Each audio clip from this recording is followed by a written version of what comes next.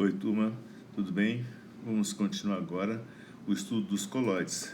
Na última aula, quer dizer, a primeira aula de colóide, a gente falou sobre duas propriedades consideradas propriedades interessantes, que eram a grande área superficial das partículas coloidais e a segunda foi sobre o efeito Tyndall, que é o efeito da formação do facho de luz.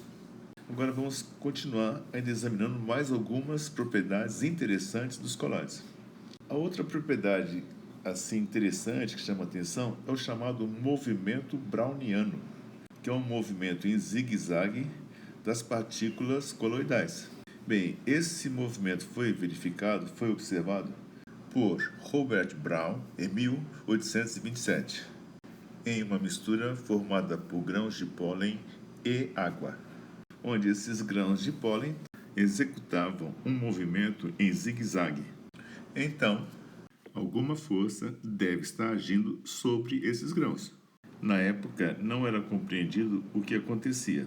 Depois, a explicação dada foi a seguinte: as moléculas do dispergente, mesmo menores, muito menores do que as partículas coloidais, em determinadas regiões do líquido, um grupo de moléculas do dispergente se dirigindo numa certa direção, como se fosse uma manada de moléculas de solvente, que são pequenas, mas quando é uma manada que bate numa partícula coloidal, vai acabar empurrando a partícula coloidal.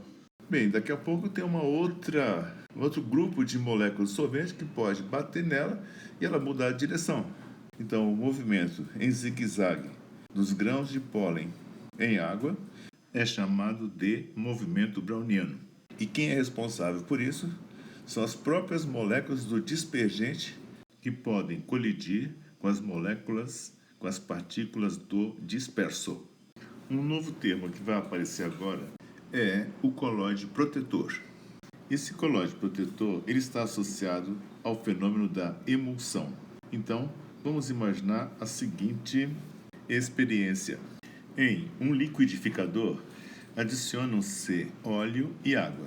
Liga-se o liquidificador e agita-se violentamente, subdividindo o óleo em pequenas partículas, pequeníssimas partículas. O óleo não tem afinidade por água, mas num determinado instante, quando você acaba de fazer essa dispersão com o liquidificador, você tem micropartículas de óleo em dimensões coloidais. O óleo é uma substância chamada de hidrófoba, quer dizer que não tem afinidade pela água. E a tendência dessas partículas é elas irem se juntando e se separando da água. Mas para conseguir manter as partículas do óleo em água, adiciona-se ao sistema uma nova substância chamada de substância anfipática ou anfifílica. Isto é, uma substância constituída por uma porção polar e uma porção apolar. De modo que a porção apolar se dissolve, se mistura no óleo, e a parte polar tende a ficar na água. Então, várias moléculas anfipáticas se prendem às gotículas de óleo, conseguindo então manter a partícula de óleo suspensa em água. Ou seja, essa substância que foi adicionada, ela é chamada de colóide protetor, porque vai evitar a separação definitiva das duas substâncias. Para ilustrar, vamos falar de duas substâncias anfipáticas ou anfifílicas conhecidas. Uma delas é o colesterol, que tem uma cabeça polar, que interage com a água, e tem um grande corpo apolar, que interage com a gordura.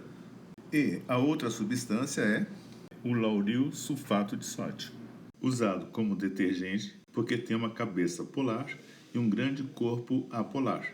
Essas moléculas, mesmo estando sozinhas, elas formam micelas, além de formar micelas com partículas como o óleo, a gordura, que são hidrofóbicas. Assim, todo detergente é um colóide protetor ou é uma espécie emulsificante.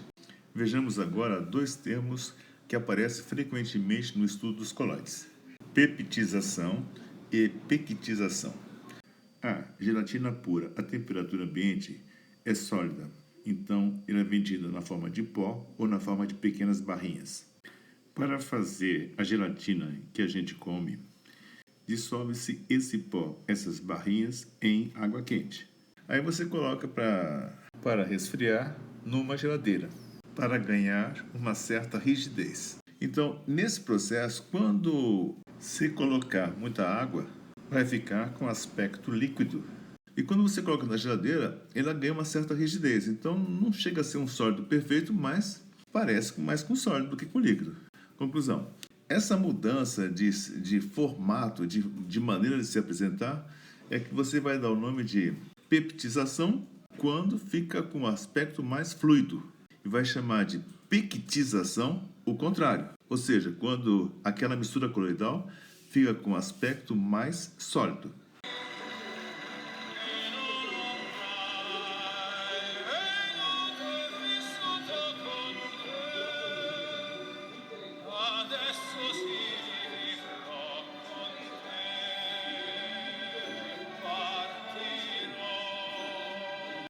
Começando agora um estudo para compreender um pouquinho melhor por que os colóides se mantêm estáveis. Bem, são dois fatores importantes com relação à estabilização dos colóides. Um deles é a chamada camada de solvatação, ou seja, cada partícula coloidal está envolvida por várias moléculas do dispergente.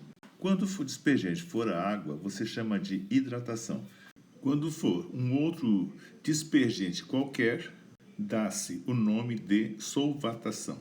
O fato é que essas camadas de moléculas do dispergente evita com que uma partícula coloidal entre em contato com a outra, aumentando a massa total, provocando a precipitação do colóide. Então, a camada de solvatação, de uma certa forma, ajuda na estabilização do colóide.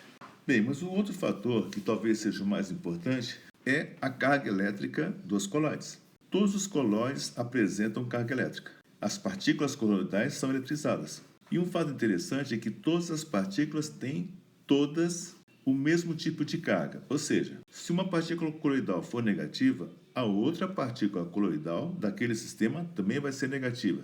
Bom, já que essas partículas têm a mesma carga, então elas vão acabar se repelindo, quer dizer que elas vão acabar não se aproximando. É isso que dá a grande estabilidade dos colóides. Elas podem ser negativas ou podem ser positivas. Porém, a dúvida é a seguinte: de onde que vêm essas cargas? Bom, se a partícula coloidal, se a substância, se a espécie química que dá origem ao colóide for, por exemplo, um aminoácido, que é uma molécula muito grande, ela vai ter uma parte que é ácida, ou seja, pode sofrer ionização. E tem uma outra parte que é uma base, que é uma amina, que também pode sofrer uma ionização, provocar uma ionização. Então, quando a própria partícula sofre ionização, ela já vai apresentar a carga referente ao seu íon.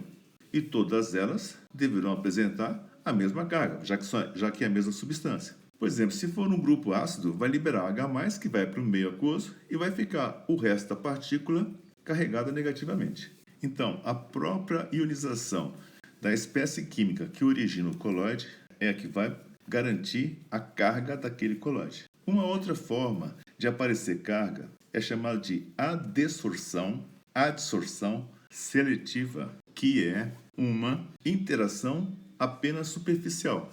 Muito bem, mas então se você tiver, por exemplo, uma substância do tipo iodeto de prata, é um sal, ele é insolúvel em água, mas na hora que se forma o iodeto de prata, a prata acaba formando um campo elétrico que atrai novos íons iodeto. Lógico que esses íons iodeto eles vão ficar apenas na superfície da partícula de iodeto de prata, formando uma partícula coloidal de carga negativa. Agora, para desestabilizar um sistema coloidal.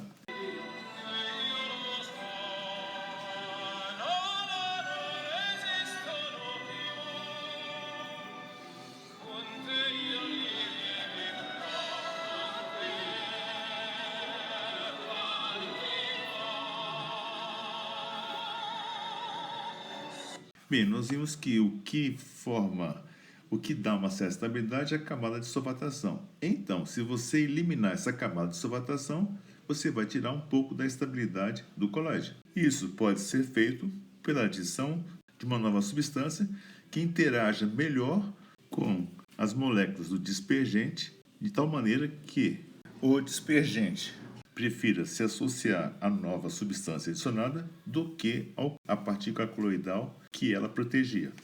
Outra maneira de desestabilizar o colóide é a neutralização da carga do colóide. Você pode, então, adicionar um íon de carga oposta. Por exemplo, se o colóide é negativo, você adiciona uma espécie de carga positiva. E quanto maior essa carga do íon positivo, por exemplo, alumínio é um íon trivalente, ou seja, apresenta 3 cargas positivas. Logo, ele vai ser mais eficiente do que o íon sódio, que é monovalente. Porém, não é apenas a carga elétrica. A concentração também é importante. Se você colocar uma solução iônica muito concentrada, será muito difícil o colóide se manter estável. Diante de uma invasão de íons positivos ou negativos, o fato é que o colóide é desestabilizado. Ou então você adiciona um novo colóide também de carga oposta. Se o seu colóide é negativo, você pode adicionar um colóide positivo e os dois vão acabar formando um precipitado, desestabilizando o sistema coloidal. Vejamos agora a eletroforese.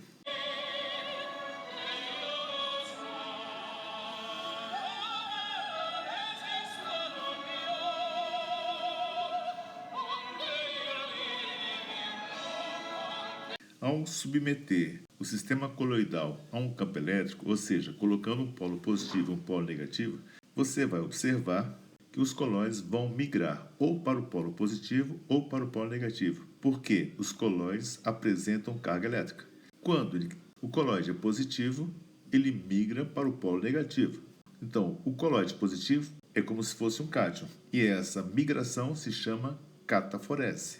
Quando o colóide migra para o polo positivo, logo ele é negativo, é como se fosse um ânion, e essa migração se chama anaforese. Então, cataforese, o colóide é positivo. Anaforese, o colóide é negativo. Agora, um caso especial.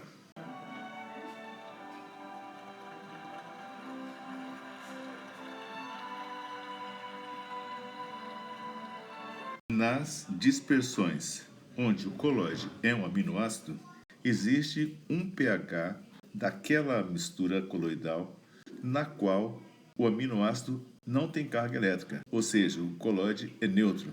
E esse pH se chama ponto isoelétrico. Logo, ponto isoelétrico é o pH no qual o colóide é neutro, não tem carga elétrica e, portanto, não pode migrar nem para o polo positivo nem para o polo negativo e, normalmente, ele acaba precipitando. Estudando agora a diálise.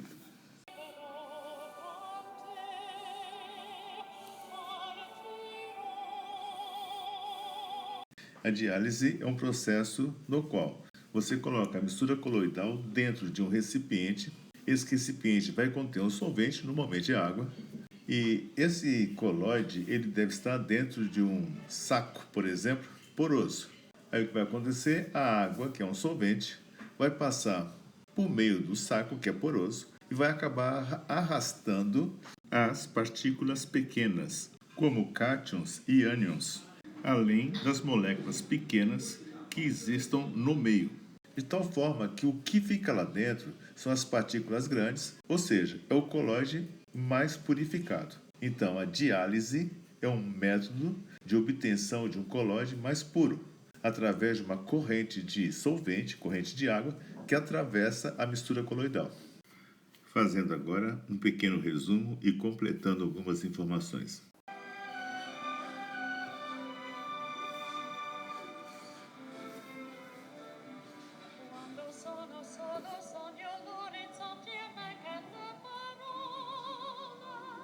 Primeiro, emulsões.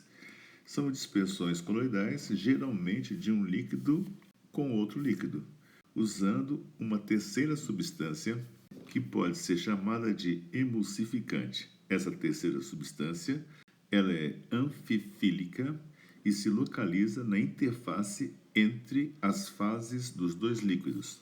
Eis alguns exemplos de emulsões.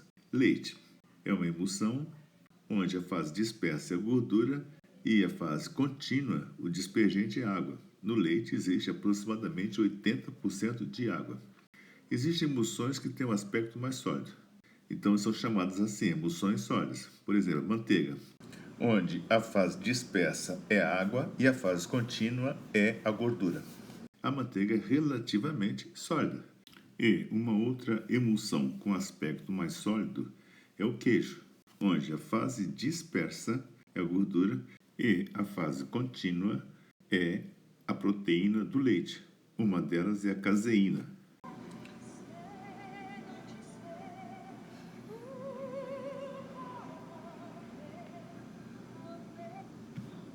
Segundo, peptização e pectização. Algumas substâncias sólidas, quando secas, como gelatina, a caseína, a albumina, que é a proteína do ovo, formam colóides quando são misturadas com água. Esses colóides têm um aspecto líquido, por isso o processo recebe o nome de peptização. Já o processo inverso recebe o nome de pectização. A pectização, então, pode ser obtida pela retirada do dispersante, ou pela precipitação, ou por variação de temperatura. Então, quando o colóide tem o aspecto mais sólido, ele é chamado de gel. Por aquecimento, por exemplo, ele fica mais líquido, então ele passa a ser chamado de sol. Se você resfriar, ele volta a ter o aspecto mais sólido e vai ser chamado de novo de gel.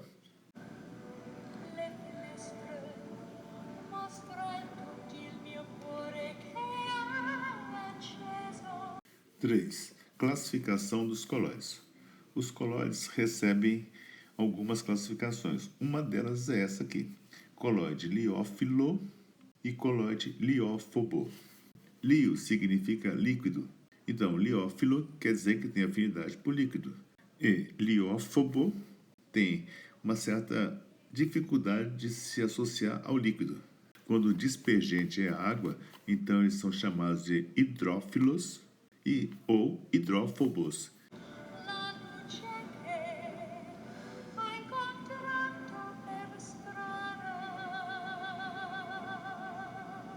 4.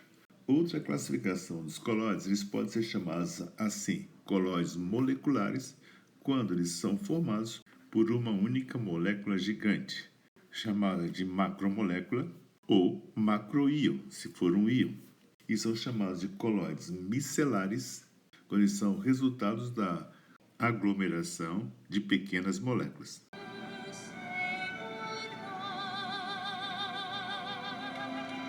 5.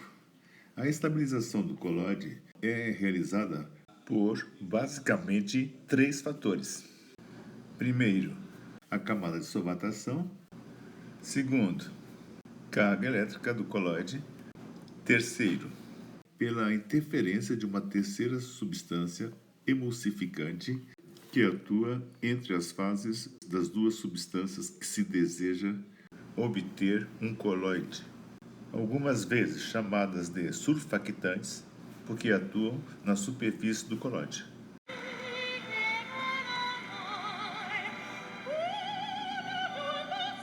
Seis.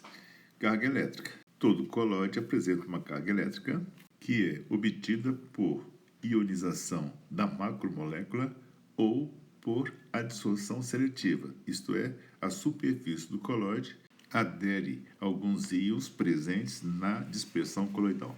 Finalmente, chega a hora de fazer exercício.